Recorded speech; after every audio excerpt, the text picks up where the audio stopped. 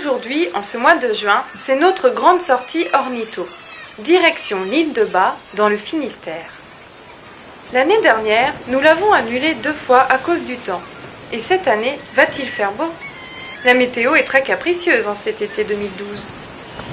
Nous sommes à Roscoff.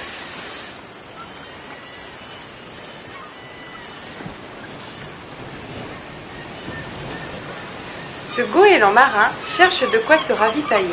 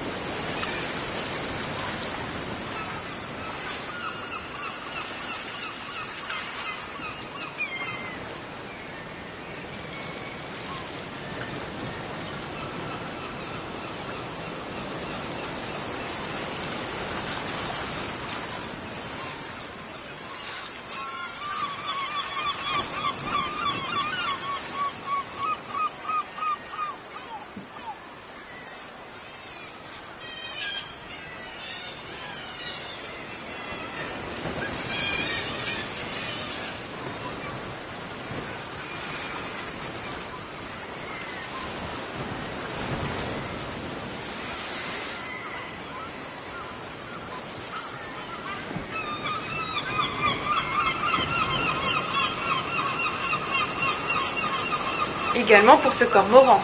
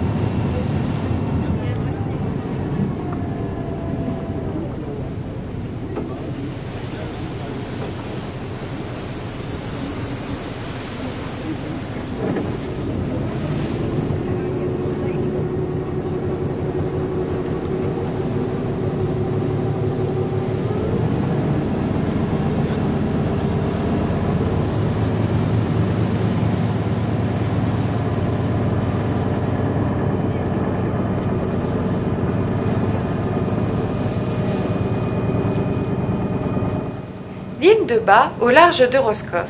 1/4 d'heure de traversée en bateau pour un dépaysement complet.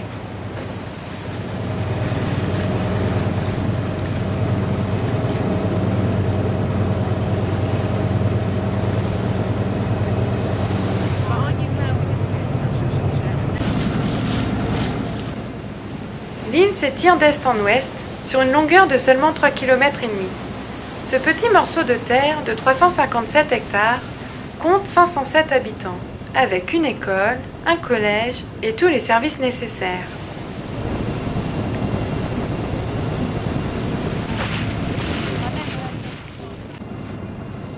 La vie des habitants s'articule autour de 3 secteurs d'activité: l'agriculture, la pêche, les services, avec plusieurs commerces et quelques artisans.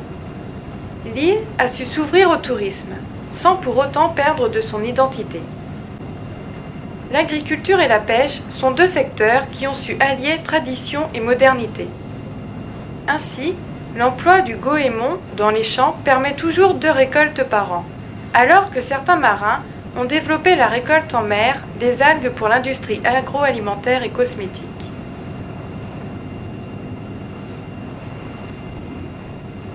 Beaucoup de jeunes insulaires souhaitent demeurer sur l'île et reprennent ainsi les exploitations et les bateaux de leurs aînés. Ce dynamisme de la vie économique locale est la marque de la pluralité de la population de Ba.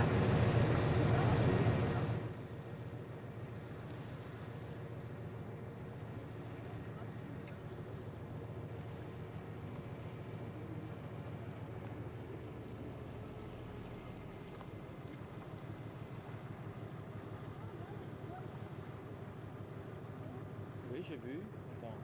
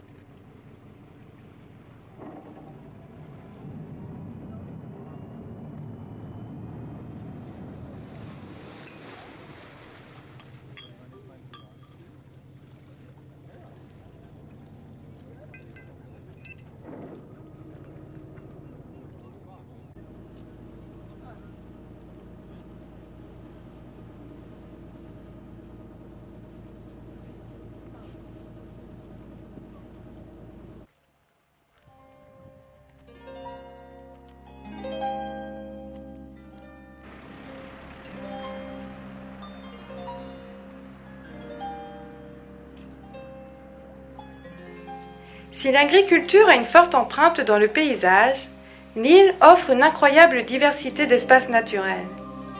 Massifs dunaires, plages de sable fin, côtes rocheuses, landes et zones humides se succèdent tout au long du littoral. Mais l'île se découvre aussi en sortant des sentiers battus, que ce soit le long du littoral ou sur les chemins de traverse. Sur l'île, nulle crainte de se perdre, puisque tous les chemins mènent à la mer et donc forcément au port. Si l'île de Ba est souvent décrite comme discrète, elle saura néanmoins vous charmer par la richesse de sa faune, de sa flore, de son patrimoine et par la chaleur de ses habitants. Rien à voir par exemple entre l'île de Bréa et l'île de Ba. Ici, moins de belles maisons et de jardins, mais une faune sauvage très riche, à voir la suite des images, et encore, nous n'avons pas tout vu. Ce n'est pas en 5 heures que nous pouvons tout voir. Cette île se vit et se savoure à chaque pas.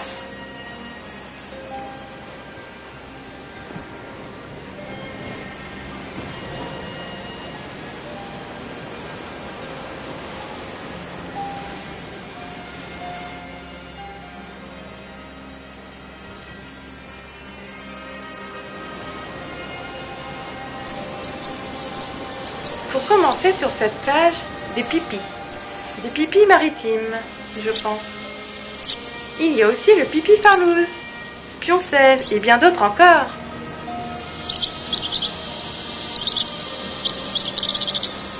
Des pipites maritimes. Le plumage du pipite maritime est remarquablement mimétique sur le goémon, végétal majoritaire sur le biotope de cet oiseau.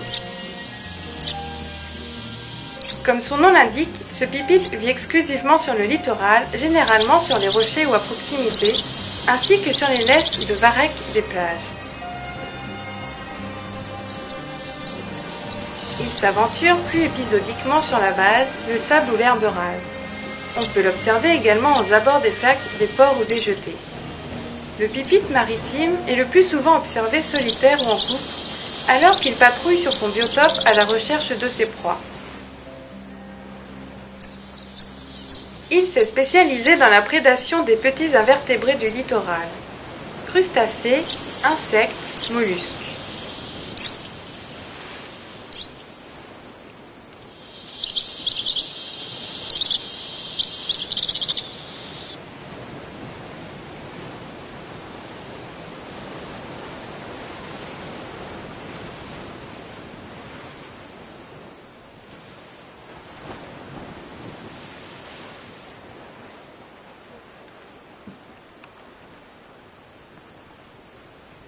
Du haut de ses 44 mètres, le phare domine l'île et permet d'admirer un vaste panorama sur le chenal et les côtes du continent.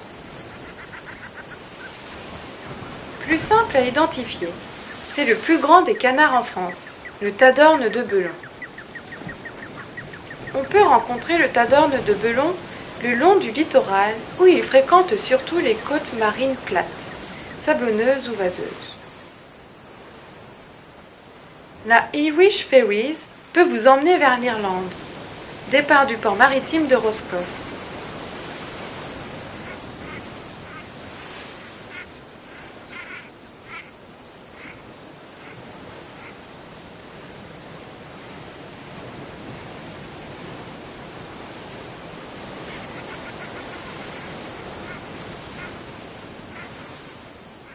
Mais on peut également l'observer au bord des lacs salés, proches des embouchures ou des estuaires. Il affectionne aussi les dunes herbeuses, parfois plus dans les terres.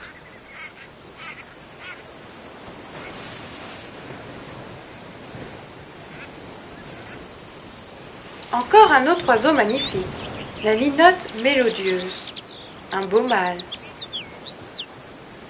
Les couples s'installent volontiers en petites colonies dans des milieux semi-ouverts. Le biotope préférentiel de l'espèce est la steppe ou la lande buissonnante.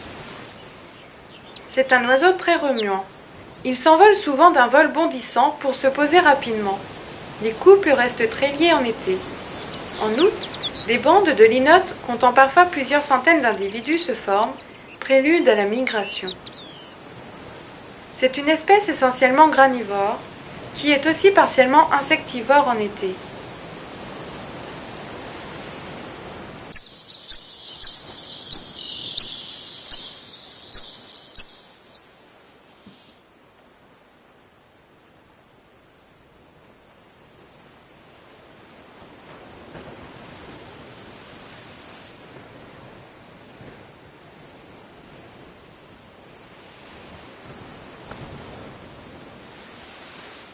Un accenteur mouchet nourrissant sa progéniture.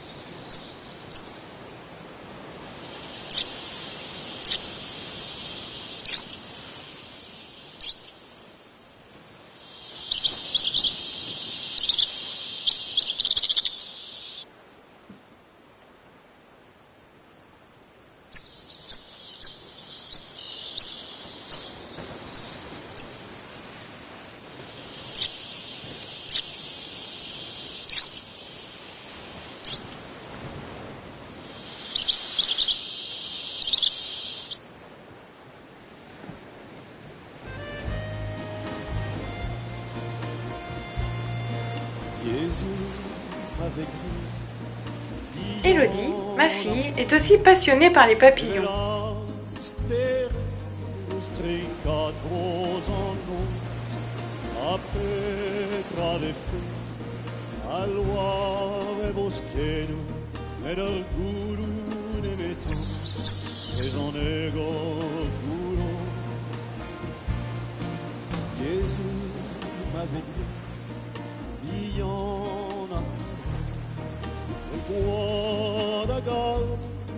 Quero arrojo a Petra de fe a ghiore bogarmu per l'onnellu olave e ne fonder un ton.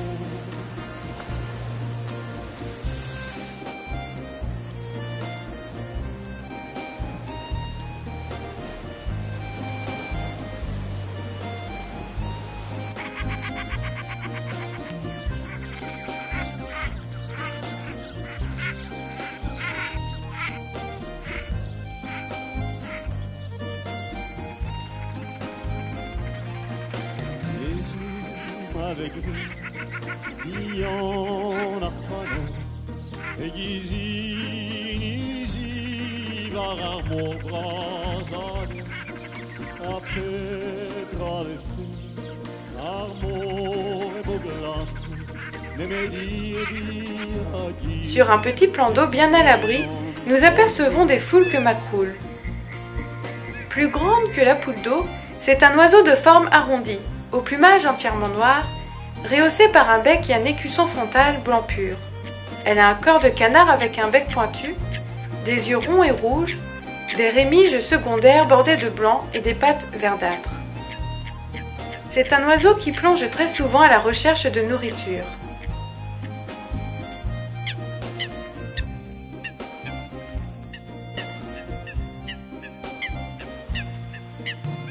Nage lentement en hochant la tête. Elle défend son territoire énergiquement en se précipitant contre les intrus. Plonge avec un petit saut et ressort rapidement, flotte comme un bouchon.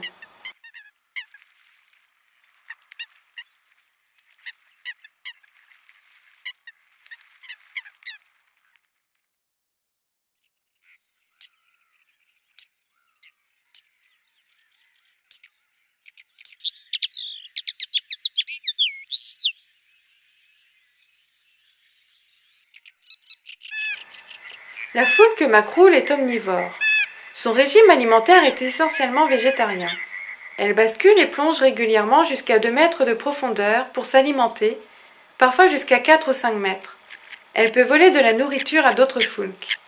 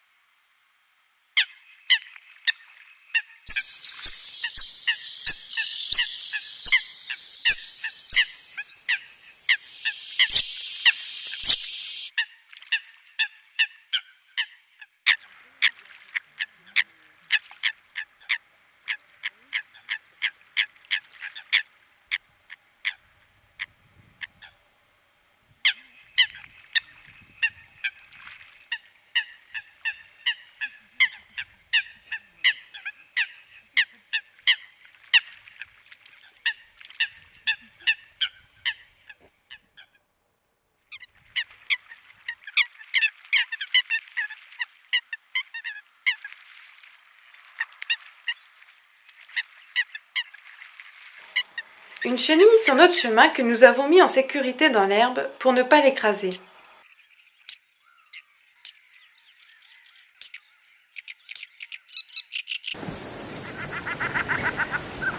Cette île de Bas est vraiment magnifique avec ses paysages et toute cette faune sauvage.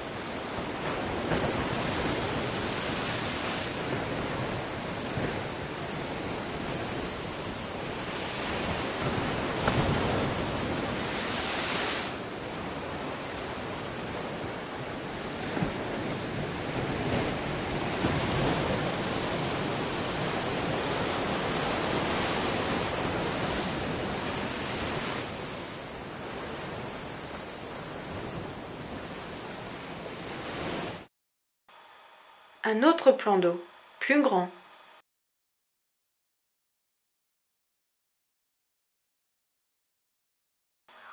Un cygne nous accueille, un cygne tuberculé.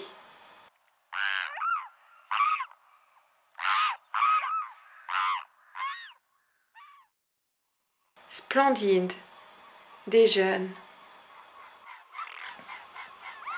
À l'état sauvage ou en semi-liberté, le cygne tuberculé a besoin d'un territoire assez vaste, 2 à 4 hectares, qui peut inclure un petit lac ou un étang en entier.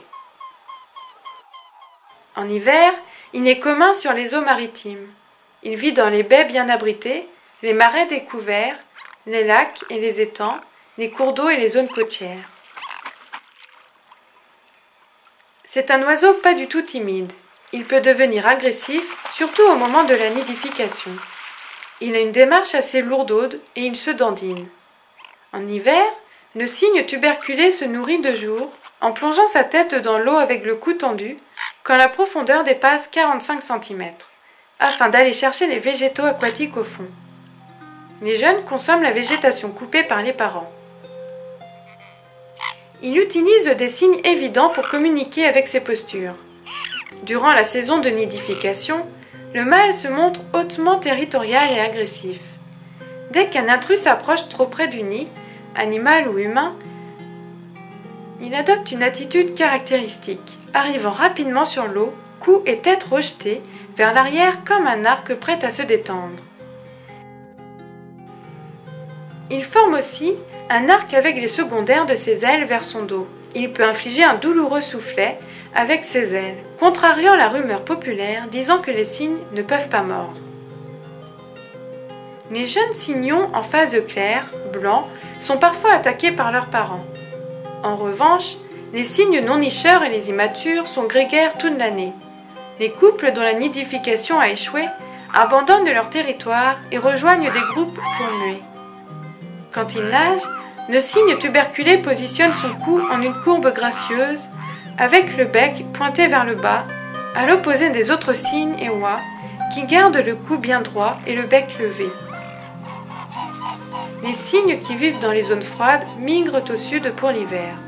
Les sédentaires restent sur les aires de reproduction ou rejoignent des groupes qui hivernent. Parfois, ils se déplacent pour muer. Les poussins vont à l'eau immédiatement après l'éclosion. Les jeunes sont élevés par les 2 parents. La femelle couvre les cygnons qui montent souvent sur le dos des adultes, et plus souvent sur la femelle. Les jeunes ont leur plumage complet à l'âge de 60 jours. Ils ne pourront voler qu'au bout de 4 ou 5 mois. Ils atteignent leur maturité sexuelle à l'âge de 3 ans. Ils restent avec les parents jusqu'au printemps suivant, jusqu'à la période de reproduction. Le cygne tuberculé se nourrit essentiellement de matière végétale. Il pâture dans les zones herbeuses et les prairies humides. Il ne dédaigne pas les mollusques ou les insectes aquatiques, capturés à l'aide de son bec, capable de filtrer la vase au travers des lamelles. Il est menacé par la contamination due au plomb présent au fond des lacs et des étangs. Ses populations sont stables et il se reproduit très bien en captivité ou semi-captivité.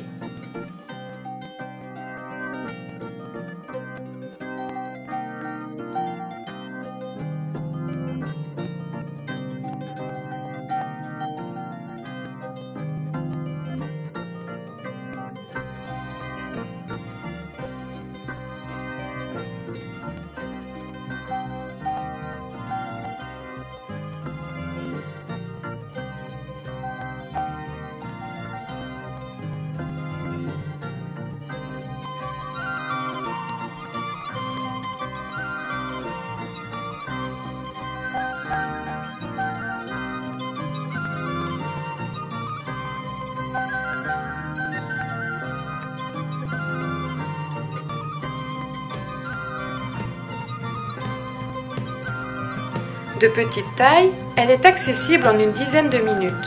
Elle a su rester modeste quand d'autres recherchent une notoriété souvent de façade. Elle a su s'ouvrir au tourisme sans ostentation et en gardant son âme. Ce n'est ni une réserve naturelle, ni un jardin public, ni un refuge pour urbains en recherche de solitude et d'originalité. C'est une île, tout simplement. Sur ces 357 hectares, on découvre une large palette de paysages. Des dunes, des zones humides, des cordons de galets, des plages sableuses, et même un jardin exotique. Mais le plus étonnant est d'y trouver des paysages agricoles.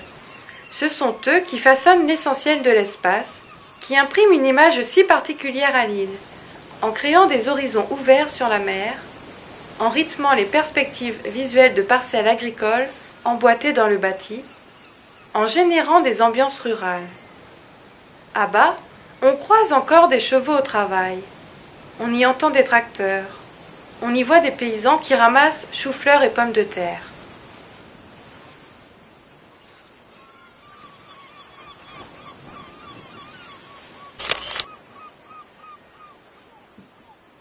Encore un beau papillon, c'est le zygène de la filipendule. Puis l'azuré des Antilles.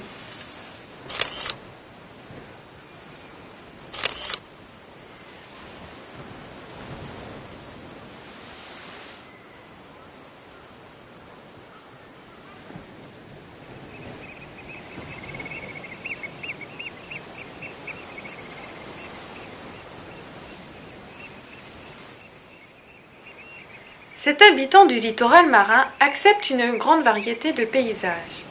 Il marque une préférence pour les rivages plats, les étendues vaseuses des baies et des estuaires, mais il fréquente également les côtes rocheuses avec récifs ou les îlots bas couverts d'algues.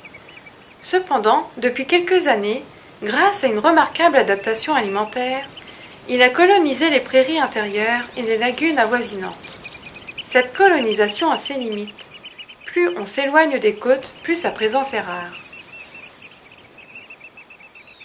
Lorsqu'il est en bord de mer, l'huîtrier épi se nourrit principalement de mollusques bivalves, moules, coques. Il se révèle particulièrement habile pour ouvrir les coquillages en les martelant ou en écartant les valves et en sectionnant avec son bec le muscle qui les relie. Son menu est complété par des gastéropodes, des crabes et des vers marins. Lorsqu'il est à l'intérieur des terres, son repas se compose essentiellement de lombriques et d'insectes.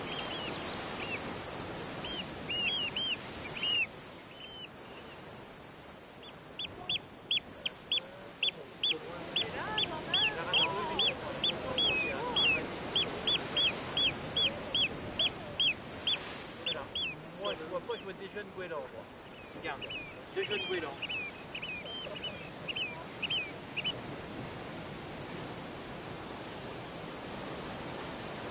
L'alouette des champs vit sur le sol. Pour se nourrir, elle fouille sur le sol, cherchant sa nourriture à vue, un peu accroupie et avançant au fur et à mesure. Son plumage la rend presque invisible au sol. Elles sont menacées par la perte de l'habitat avec les changements dans les pratiques agricoles.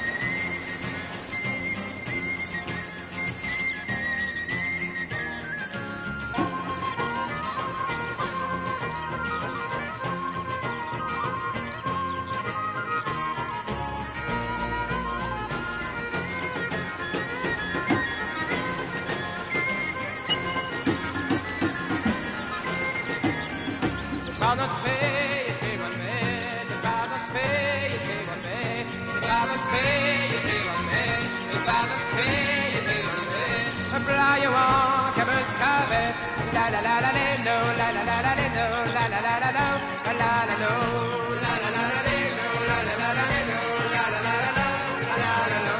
Mais ça va grâce de ce que c'est, mais ça va grâce de ce que c'est, mais ça va grâce de ce que c'est. Faire le bras, ça me spaghette. La la la la la no, la la la la la no, la la la la la, la la la no, la la la.